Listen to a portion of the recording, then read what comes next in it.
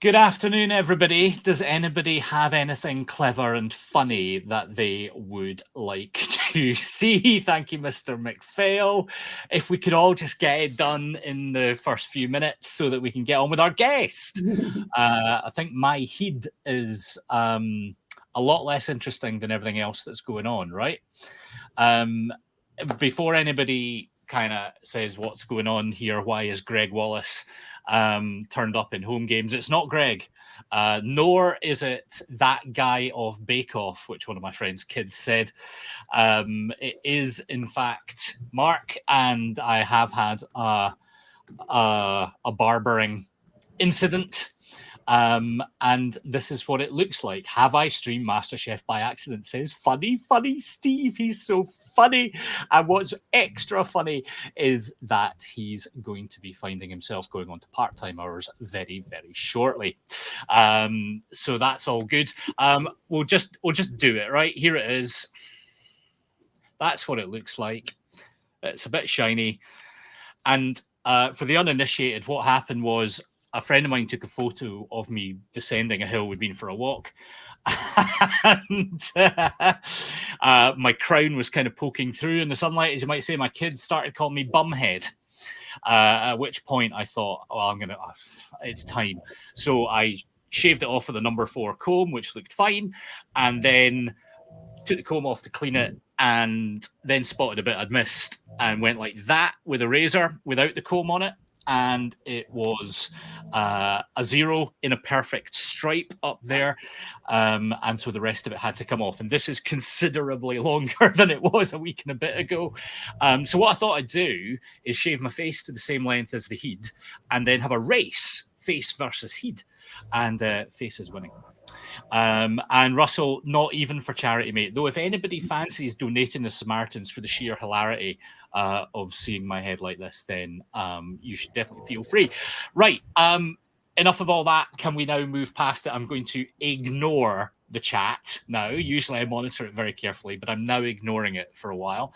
And welcome you all, and welcome, most importantly, Jackie Boylan from Funds Network. Jackie, how are you?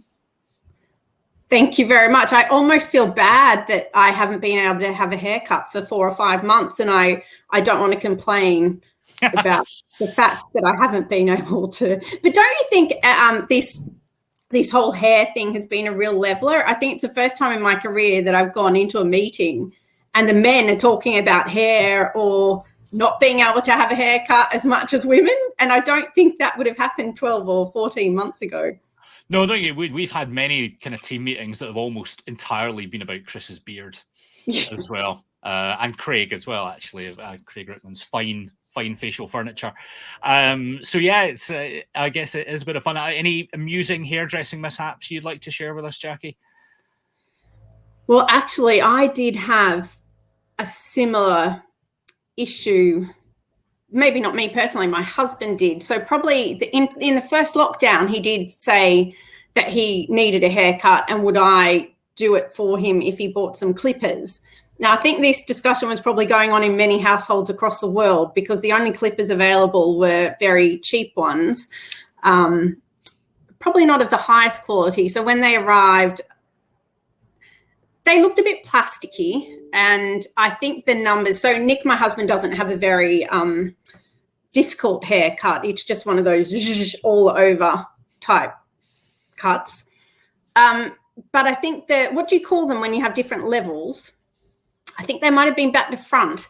So I said, let's start on the longest level because I just so I get my kind of eye in. It was opposite. So it was very short. So I put a strip up the back of his head and then I went to water. I couldn't do any more. So he said, you've got to finish it. And I said, I just can't because I feel like it looks really bad and I can't do it. And he said, well, it can't look as bad as having a stripe down the back. So I left him like that for 48 hours until a mate came over and did it for him because I couldn't. It's quite disconcerting to do that. And it definitely wasn't as short as yours, though. And I did say before, and I think I should say it publicly, I think your hair actually looks good, or your lack of hair looks good. Well, thank you very much. It's not Yes. a popularly held view, but it's one that I will treasure for our 45 minutes together. So yeah, I imagine there's lots of these things happen. But I tell you what is disconcerting, right? You've shaved it to a number 4, which is like a kind of medium that-ish sort of length, and it looks fine. There's a lot more hair still to come off. When you go down to a 0, when I was like, I'm going to have to just finish this, the floor was... Yeah. Anyway, there it is. We could just talk about this for 45 minutes, but we probably should do some other stuff. So before we do, usual kind of housekeeping, there's... Now, Jackie is in a regrettable kind of position in that my video feed for Jackie is running about 10-15 seconds behind reality. She can hear me in real time, but my video feed is very, very delayed for her, and we don't know why. Jackie is dealing with it like a total pro, but I thought I'd mention it, first of all, in case anybody else is having those issues, and second of all, if anyone thinks there's a little disconnect here or there, that's why, right? We've tried everything we can to sort it, and we can't sort it, so we're just going to battle through, and we're very grateful that Jackie is such a pro and not letting it put her off, because we've had a fair old time with the tech test for this session, Jackie, haven't we? And all I can tell you is, if any of you are Funds Network users, your IT security framework is absolutely brilliant. It is so good that we can't even do webinars through it. So there we are. As ever with HomeGames, we're not trying to change the world today. We're just trying to have a nice chat, give you something to do on a Wednesday lunchtime. If any of you have any questions for Jackie, which I'm sure you will, you can either pop them in the chat or in the Ask a Question button at the bottom. That's really us. If you do have any of those video issues, you can click that wee link I've popped in the chat there, and that usually does something to help us out. So Jackie, let's do something a little bit more meaningful, and let's ask first of all how things are going. We're a quarter into the year now, which seems remarkable already. How's Q1 been? How are you guys all doing? Yeah, well, from a business perspective, at end of tax year is always extremely busy, and we've had our best month ever, actually. So the end of March saw us with a record new and net sales number in our history. So very positive from a flow perspective. I think January and February were quite good as well, but I did have that slight nervous feeling around, is the impact, are we now feeling it? And mind you, in saying that, we were still better than last year, but had slowed down from the end of 2020. But I would say, all positive. I think the team are quite buoyant, particularly obviously with April the 12th coming here in England, when people are actually allowed out. So I think team quite good, commercially quite good as well. But I can't help but have that nervous feeling around, have we not yet really seen the impact of the last 12 months? But maybe the flip side to that is many of us have been incredibly fortunate to stay fully employed in decent roles and not have anything to spend our money on. And maybe that's where the flow of cash is coming from. Like clippers, for example. Yes. You could be spending money on. And that, we hear that quite a lot. And Bill Vasiliev was on the other week, Andy Bell a few weeks before that, and everybody's got roughly the same pattern. So it doesn't sound like just one platform is having a great time and everybody else is having a terrible time. It does sound like things are coming back round. And I guess for at least the Funds Network part, you're the same as those other businesses in that how well you're doing is simply an expression of how well advisors are doing at the moment. So that kind of augurs pretty well for how things are doing out there. Now, you've been in charge of Funds Network for how long now? Just over 2 years. Wow, 2 years already, and it seems like only yesterday. So quite a lot has happened in that time. I don't know how many Funds Network users we have on here, but we'll talk a little bit about that, because we've obviously watched Funds Network closely for a very long time. It's a huge operation and all the rest of it. And you've been like a sort of stealth replatformer for quite a long time, whereas other people have kind of massive flame outs and you've kind of kept it kind of under wraps. So that's all kind of finished its journey, I think, in the last couple of years. So maybe you might tell us what you've seen in the 2 years since you came in, and where you think Funds Network is now compared to where it was before.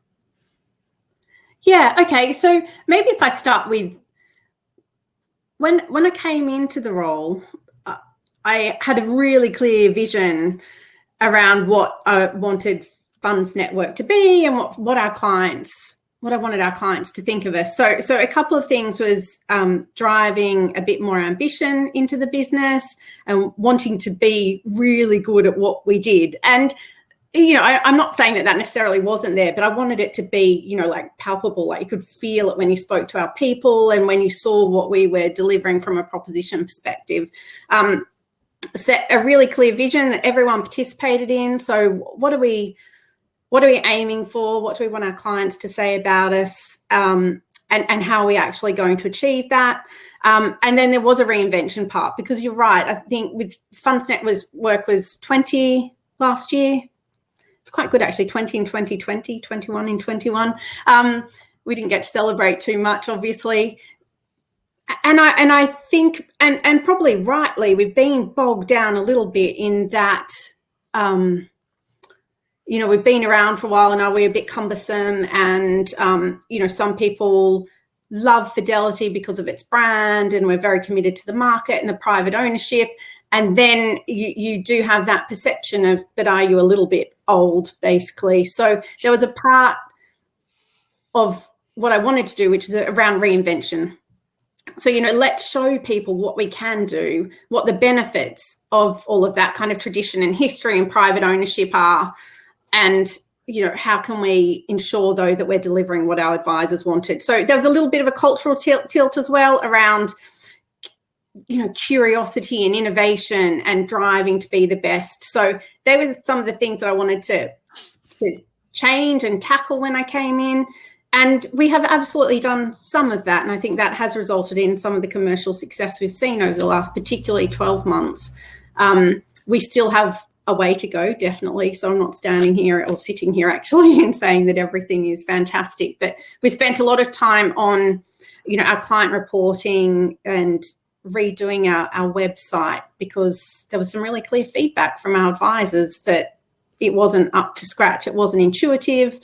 And how we did that was we went and did a lot of user research, a lot of design, a lot of prototypes, going back to clients, checking whether this was right, and then delivering it. And I think those two pieces of work particularly I'm really proud of, because I think we have listened to advisors and we have made what we do easier for them to do business with us and to service their clients.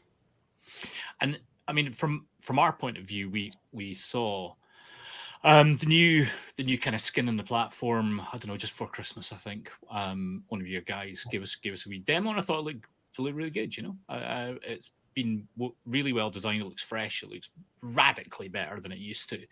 I see Matthew's saying maybe in functionality terms, maybe there's some gaps for him, but maybe one man's meat is another's poison and all that kind of stuff. Let me know what you need, Matthew. Tell me what we're missing. God, you'll never be done if you do. Yeah. You'll never be done. You'll be here all week. And not just for Matthew. But yeah, not everybody does everything for everybody all the time, and that's okay. But certainly one of the things that I've kind of noticed since you came in, I've like, as I say, we've known Fidelity for a long time. It's quite a hard organization to work out what's going on, which I think must be because it's privately owned.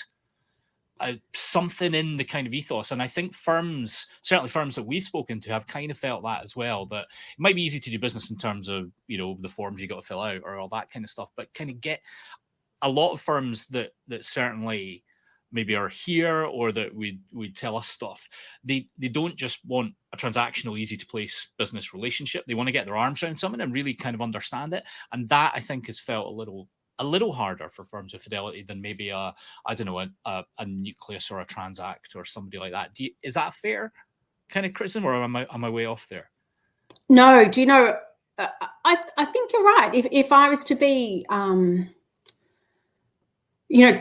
critical or maybe constructive in what we could have improved, I think going through the re-platforming, we went very silent, and I think that was probably the right strategy. I think it's such a complex thing to do that trying to, use a PR machine to say we're going to be wonderful and this is going to be fantastic.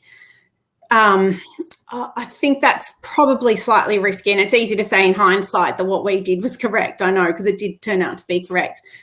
But the problem, probably the flip side of that, was maybe seeming to be too insular, not really being out there, and as you say, kind of visible and also open, I suppose. So that has been definitely part of what we've been working on over the last 12 months. And we actually have had a bit of a media and PR strategy over that time. And some people still say we don't see you enough, but you also don't want to be out there talking for the sake of it either. You've got to have something worthwhile to say.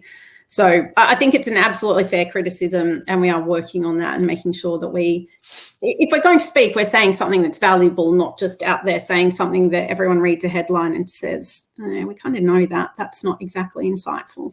Fair enough.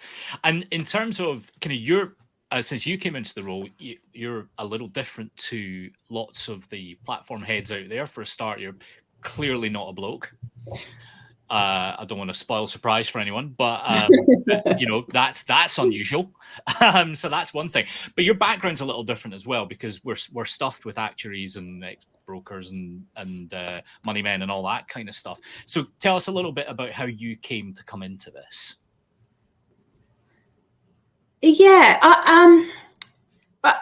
I think probably one of the more defining moments in terms of childhood and kind of how I got into financial services was my parents split up when I was 9. And so when it kind of from a single parent family, and it's pretty tough, there was something in me that thought, what could I do that's going to make my life different to my mum's?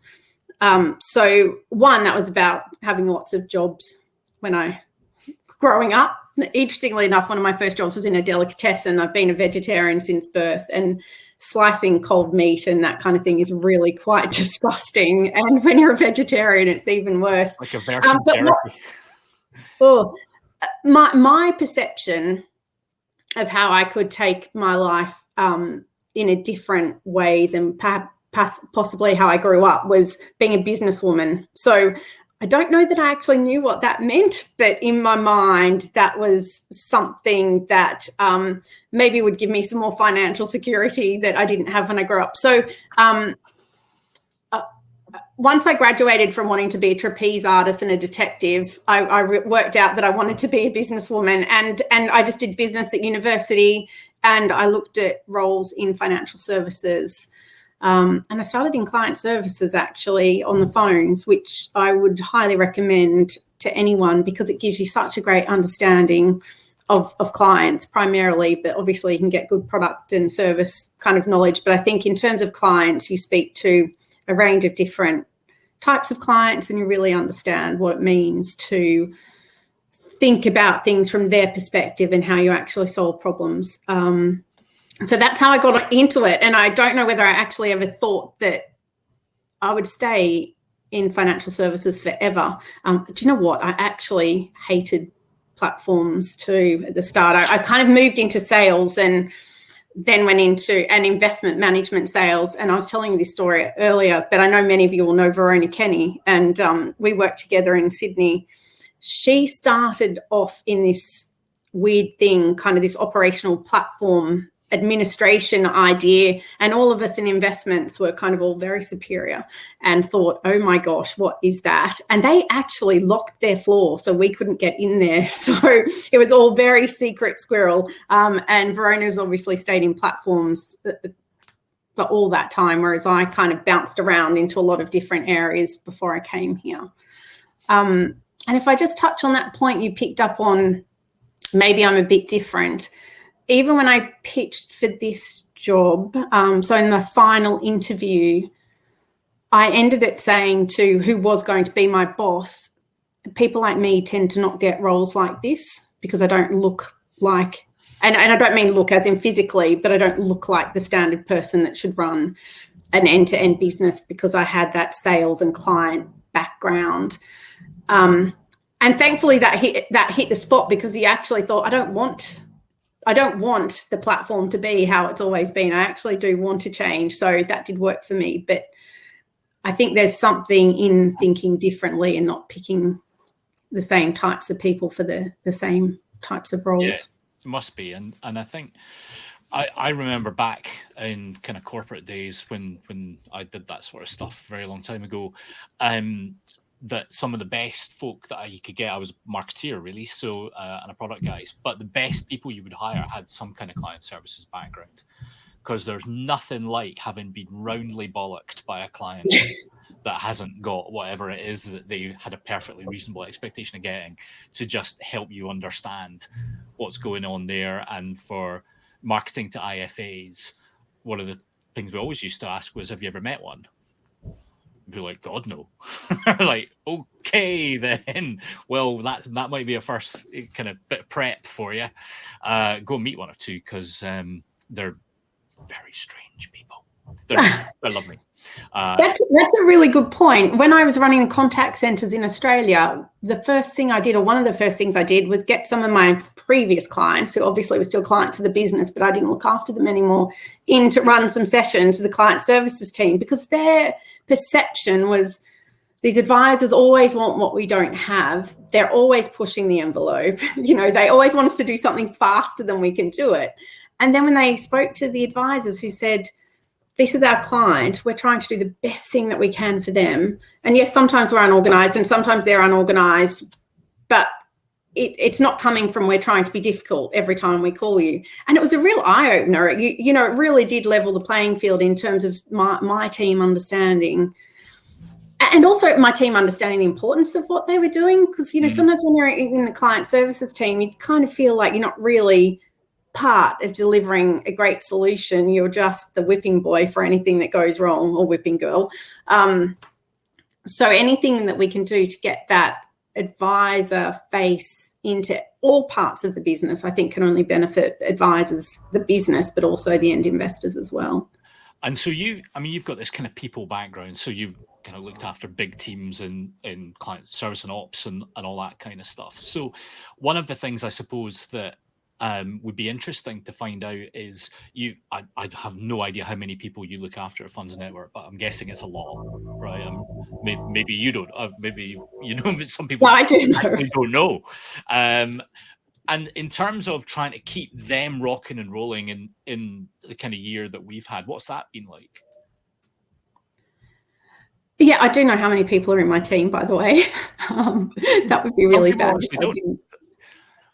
Do you know, actually, when I was in Australia, I had a much bigger team. I had 350 people or so, and spread across Australia. And it was a trick that I learned in sales was, always write down something about everyone, so people feel that you remember them. But it might just be that I wrote down Mark, has a daughter with a jumper the same as mine on, kind of thing. And I just refer back to that next time I see you. The team in Adelaide always used to say, you remember everyone. And I think, oh God, I don't know your name, but I can't remember we spoke last time and you mentioned a dog. And that's kind of how I'm connecting to you. So I think that stuff is really important, isn't it? Just that we know that we can't remember everything about everyone. Well, certainly not as you get a bit older anyway. But that kind of personal connection is really important. So in terms of the last 12 months, it has been tough, hasn't it? Because we've got a lot of people dealing with different situations. Some people are quite happy being at home and have found they've got extra hours in the day and all of that kind of thing. You've got the people that are feeling lonely. You've got people working, at a kitchen table with their 3 flatmates. So we've done a number of different things. We do these coffee mornings, which I thought was a bit random, and it's not, obviously super innovative, but it is just you kind of drop in and have a chat. And so we've been doing them every month, and 4 or 5 of us across the leadership team do them. They're always oversubscribed, and gee, it's funny, and you learn a whole lot of stuff about people we didn't know and that kind of thing. So that's been interesting. And I would say the other thing, and I don't know, can I do a blatant plug for a company? Yeah, do it. It's not my own. Not the BBC or something. It's fine. It's Virgin Pulse Go, and they do this wellbeing challenge. So this is my little kind of step tracker. And what we did, we ran it in the funds network business, but we also included other areas. So people from technology and digital and whomever, we paid for it. And basically what we did was we formed teams, and you do this race around the world. So every step gets counted. And I believe other people do it as well. But it was a great team thing to do. Two, it got people thinking about their well-being and actually how many steps they might do per day or not. Because you have this on and you can do meetings, and then you think, oh my gosh, I've stepped 500 steps today. So I've literally gone to the kitchen, the bathroom and the office, and that's all I've done. So this has probably been the best thing that we've implemented over the last 12 months. People have been very engaged. People have lost weight. They've listened to podcasts and books. They've made themselves get out for an hour over lunch, which they normally wouldn't do. And it's been great from a team perspective. So lots of chat and banter, and some people being very competitive, of course. I can see Alan Easter's on this. You'll have no surprises, Alan, that Paul Richards won the individual and the team competition. The head of our sales team, very competitive. But for anyone that is looking for something like that to do, I would highly recommend it. It's been fantastic. And actually we have people, we've just finished it and people want to go and do another round. And it goes for about 2.5 months at a time. That sounds horrific. Excellent. We're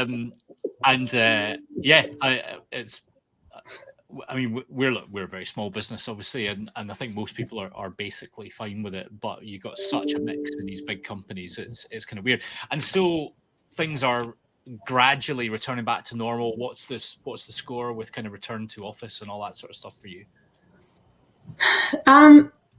We're taking relatively conservative steps. Fidelity has always been quite flexible, and I've always worked from home on a Friday, so I can take my daughters to school and pick them up, and encourage others to do so as well. We have just introduced a dynamic working policy, it's called, which basically means work how you want to work as long as you can service our clients, basically. So we're just working through what that means. We obviously have some people that do want to go back, but on average, the surveys show between 2 and 3 days a week.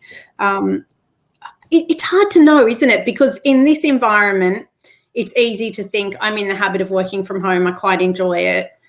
If half the team start going back in more often, do you then feel maybe that you're left out and you want to get back into the office? So it'll be interesting to see. But more broadly, our theme is work how you need to work, as long as our clients are getting the service they require. Yeah. That makes sense. All right, listen, let's talk a little bit about other things that are non-COVID related.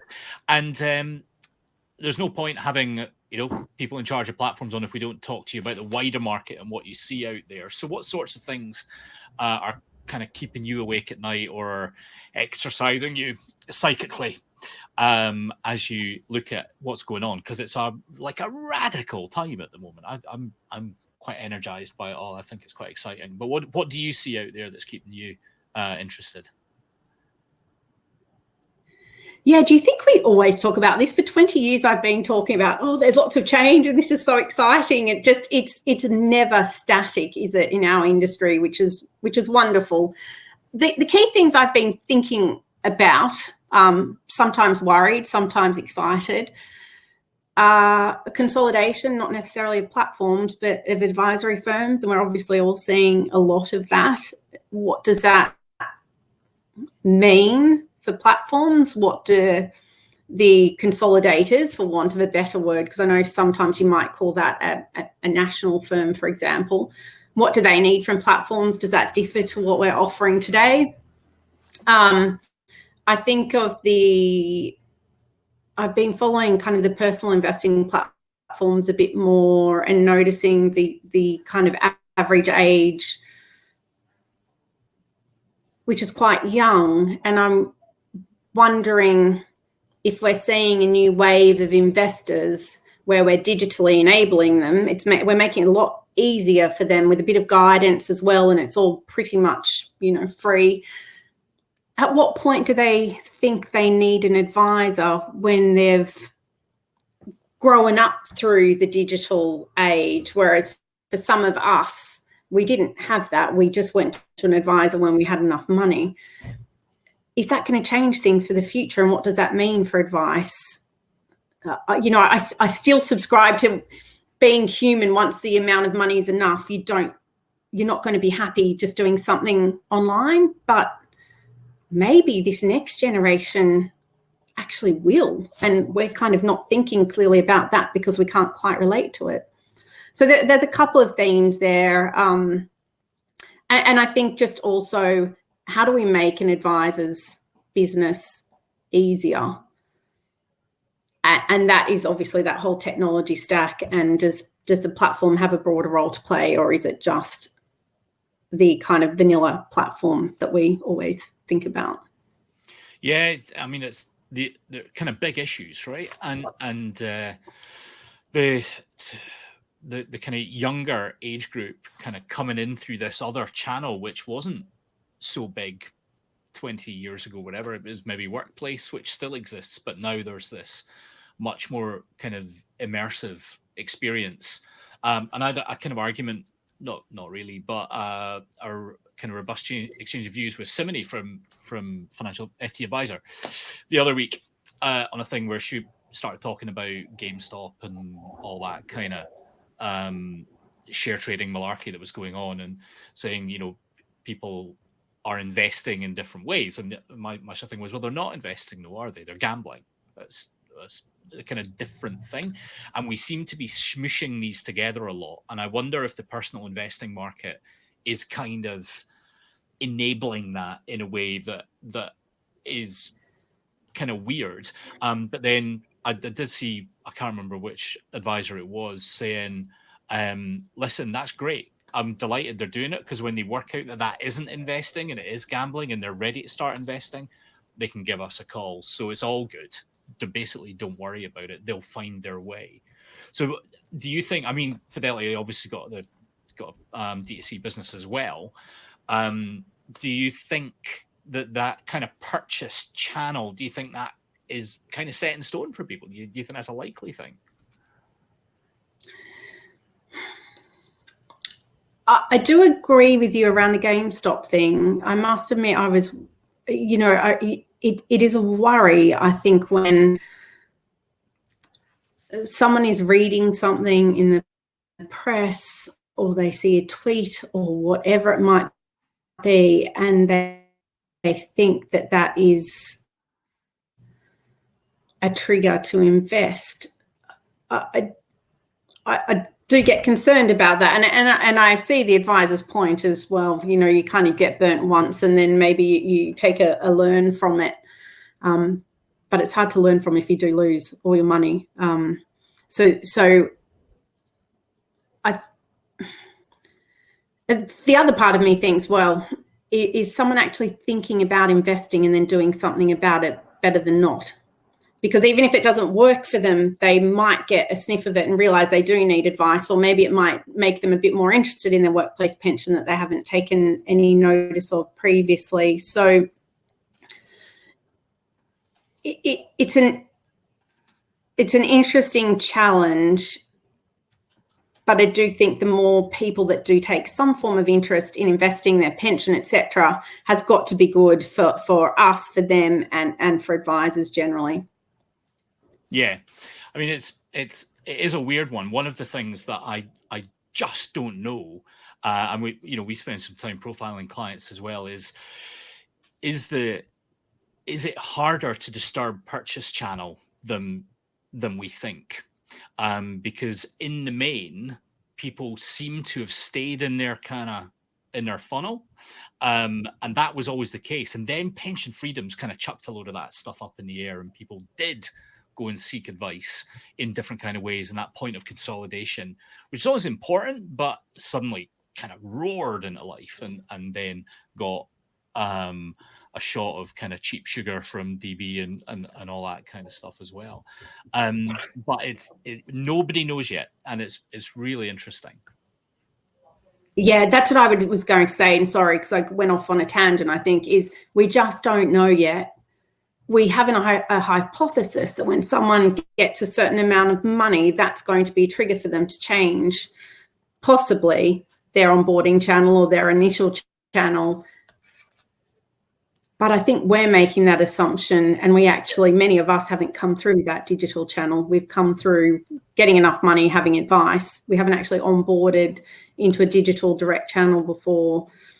So yeah, time will tell, won't it? But I think we do need to look at that a bit more and understand how you might want to move someone out of that channel if they do need advice. What will it take to move them out of that channel? Yeah, I think that's right. And there's Emma saying, you just got to let people find their way. And that's probably right as well. One thing I don't know is any advisor who's struggling for clients at the moment. I don't know about you, but every firm we speak to is like, could you shut up, please? I'm really busy. I've got too much to do. As a client acquisition doesn't appear to be that big of a challenge. And so, we maybe shouldn't worry too much in the next little while. The other thing that is maybe worth kind of saying is that advisors aren't meant to be an engine of social policy.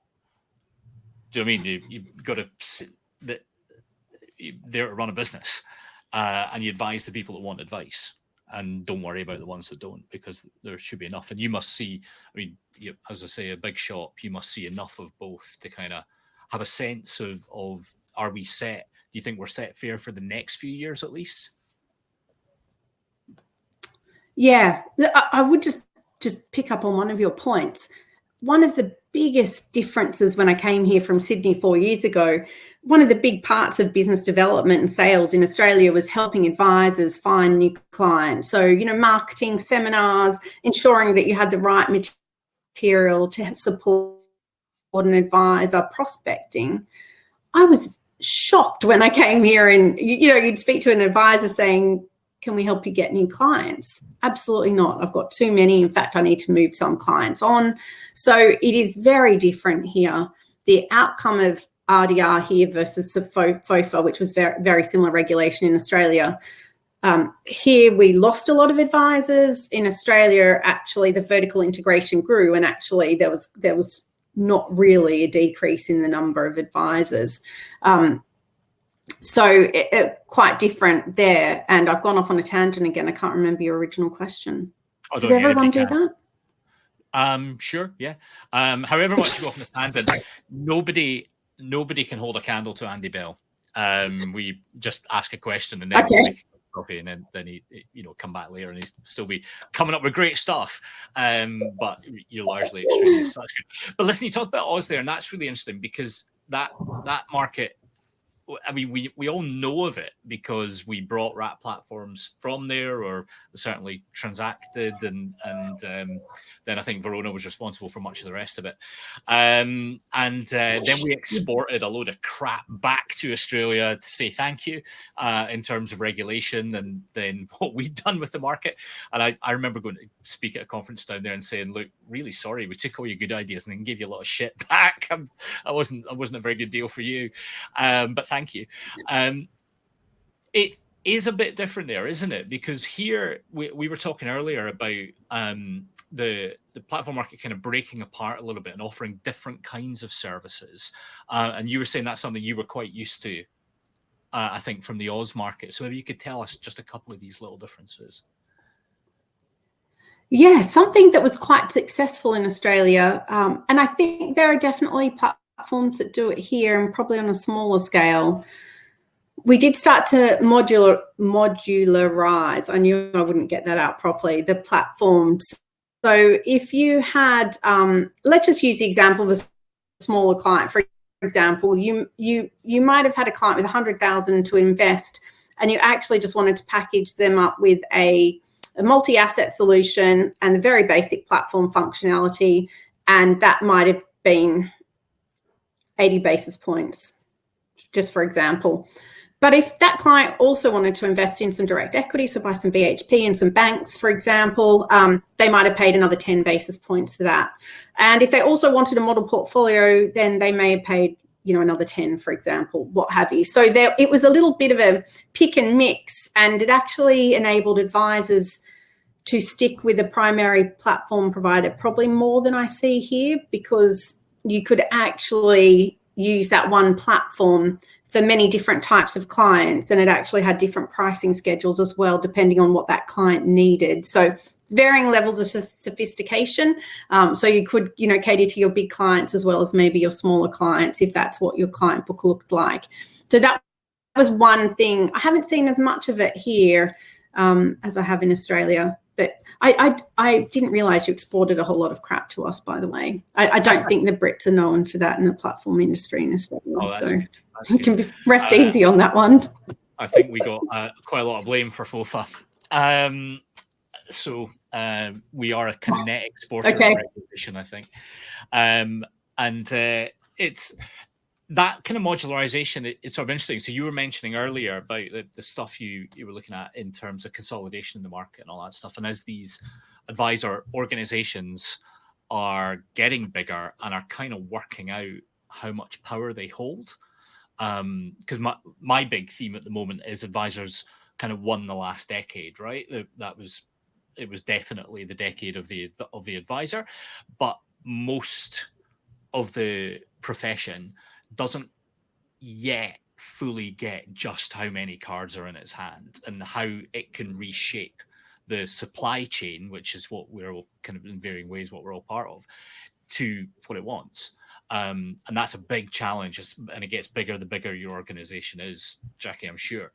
And some of that pops up in things like saying, well, I quite like that bit, but I don't want that bit. So there's your modular stuff.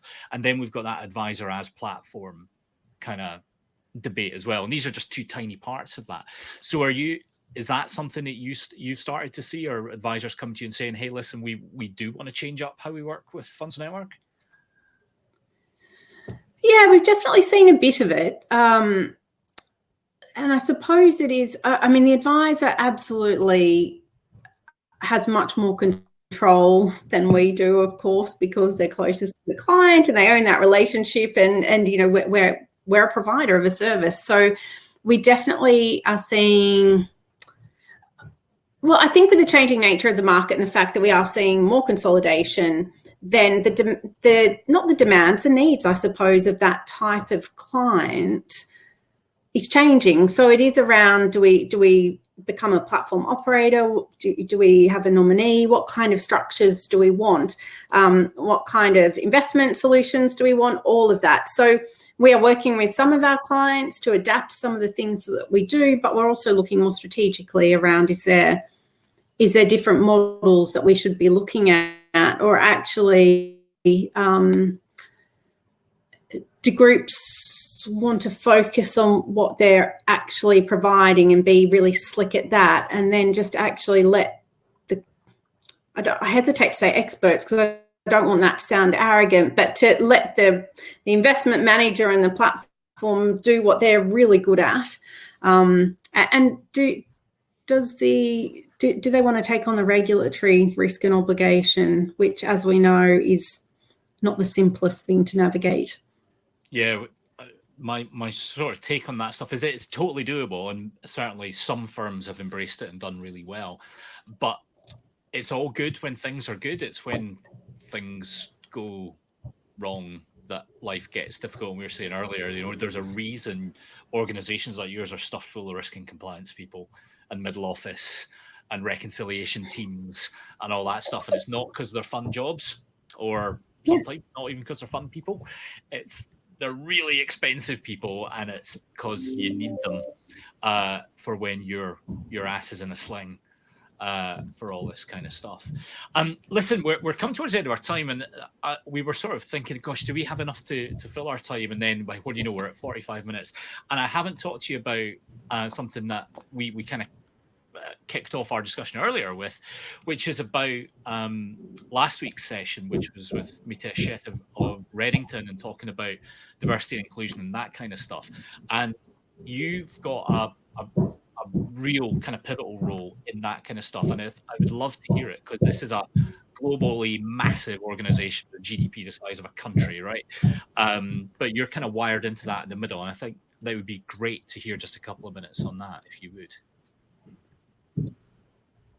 Yes, I would love to talk about this for half an hour, but I'm going to go really fast. I co-lead or co-sponsor the gender balance strand across the globe, and I also sit on the Global Diversity and Inclusion Council. And it's just incredible when there is a focus on it, and also it has to be leader-led. So Anne Richards is extremely impressive and focused on inclusion and diversity. So that's why it has worked particularly well over the last couple of years since she's been involved. But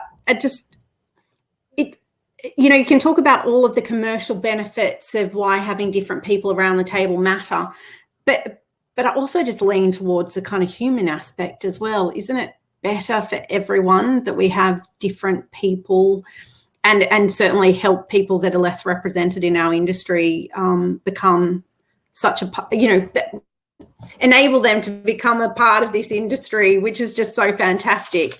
And if I've got 1 minute, I'll just quickly run through a few things we've done, because they have been important in changing what we do at Fidelity. So we've put in place targets that everyone signed up for. We've looked at the areas that have less gender balance in them, and they actually have specific targets as well, rather than an overall target. We've recently implemented a domestic violence policy, and we're going to put through our leaders through some training on that. We've introduced contextualized screening, which actually kind of takes out puts in your background versus your results, and actually kind of equalizes some of your history and background and what impact that may have had on your education. Parental leave. So if you're a dad, you can take as much leave as a female on the same pay. We introduced this late last year, and we've had 70 men take part in it already, and I've had someone in my team do it, and he's due back soon. So I could talk for hours, and I know we don't have the time to, but if anyone's interested, I'm more than happy to talk about some of the initiatives that actually really do make a difference. But I would say I think the key thing is, from a gender perspective anyway, we will never have equality if men don't see it as their role to do some of those traditional things that women have tended to do, i.e. some of that caring for parents or caring for the kids, that kind of thing. Mark, you look surprised, but it might just be our time delay. But, the last 12 months being in pandemic, I know a lot of men have got more involved in things, and let's hope that can continue once we return to some form of normality. Well, that sounds entirely sensible, and I wish we did have longer to talk about those other programs, actually, because we heard from a kind of medium-sized business last week, and then we've got a huge business here. But we'll maybe just have to do it another time, Jackie, and get you back on and talk about these issues some more. That is it for today. Thank you so much, everybody, for being here. HomeGames takes a break next week, sort of belated Easter break, and then the week after we'll be back with John Rowland from Cicero AMO, and some of you that are long-time watchers will remember John from last year, and he's a political and lobbying specialist who advises lots of financial services business, but just knows loads of cool stories about lots of dodgy stuff that's going on all over the place, and he's brilliant. Sadly, a deep blue Tory boy, but nonetheless good fun. So listen, thank you all once again. Jackie, thank you so much, and thank you for sticking with it through our tech problems as well. We really appreciate it. We will leave it there. Cheers everybody, and Baldy Langcat out.